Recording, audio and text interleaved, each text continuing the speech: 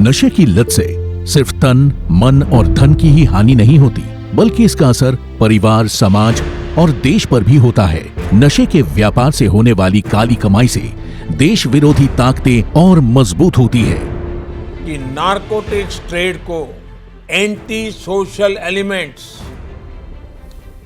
Anti national elements यानी असामाजिक तत्वों द्वारा नियंत्रित किया जाता है, जो राष्ट्र की शांति और सद्भावना को नष्ट करने पर तुले हैं। नशे के चंगुल में फंसे युवाओं को निकालने के लिए प्रधानमंत्री नरेंद्र मोदी ने नशा मुक्त भारत का आह्वान किया है।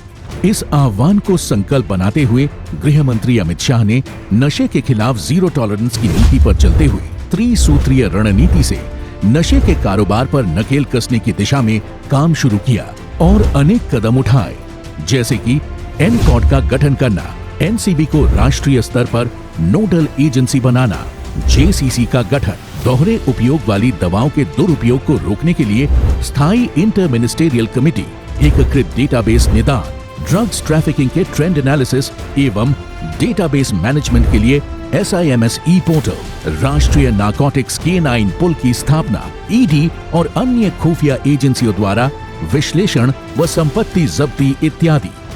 जो ड्रग के कारोबारी है, जो व्यापारी है, इसके सामने रूथलेस अप्रोच के साथ कड़ी से कड़ी कार्रवाई करते हुए हमने नहीं रुकना चाहिए। अगर ये करते हैं तभी जाकर इस लड़ाई को गति मिलेगी और लोग इस लड़ाई में आने से पहले अपने आप को 1000 बार सोचेंगे। वर्ष 2006 से 2013 और 2014 से जून 2023 के बीच नारकोटिक अपराधियों की गिरफ्तारियों में 321%, कुल दर्ज मामलों में 199% और ड्रग सीजर में 2 गुने से भी ज्यादा की बढ़ोतरी हुई है। इसी नीति के तहत दूरस्थ पहाड़ी क्षेत्रों में अफीम और गांजे की अवैध खेती पर रोकथाम के लिए ड्रोन, सैटेलाइट और अन्य आधुनिक तकनीकों का इस्तेमाल कर एरिया मैपिंग के निर्देश दिए गए हैं। अवैध खेती की पहचान के लिए एनसीबी बिसाग एन की सहायता से वेब पोर्टल और मोबाइल ऐप भी विकसित कर रहा है। वर्ष 2020 से 2023 के बीच एनसीबी व अन्य एजेंसियों ने 35,592 एकड़ अफीम और 82,691 एकड़ गांजे की खेती को नष्ट किया है। पकड़े गए ड्रग्स का दोबारा उपयोग में आना भी एक बड़ी समस्या थी। इसका समाधान करते हुए गृह मंत्री अमित शाह ने इन मादक पदार्थों को नष्ट करने के लिए एक विशेष अभियान शुरू किया।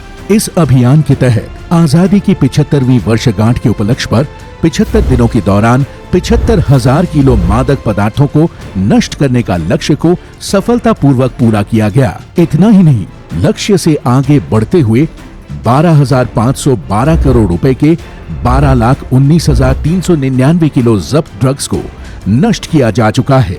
गृह मंत्री अमित शाह की उपस्थिति में विभिन्न कार्यक्रमों के दौरान देश भर में जब्त ड्रग्स को नष्ट किया गया, जैसे बेंगलुरु कार्यक्रम में 9,298 किलो, चंडीगढ़ में 31,000 किलो, गांधीनगर में 12,438 किलो, गुवाहाटी में 40,000 किलो और नई दिल्ली में 1,44,000 किलो ड्रग्स।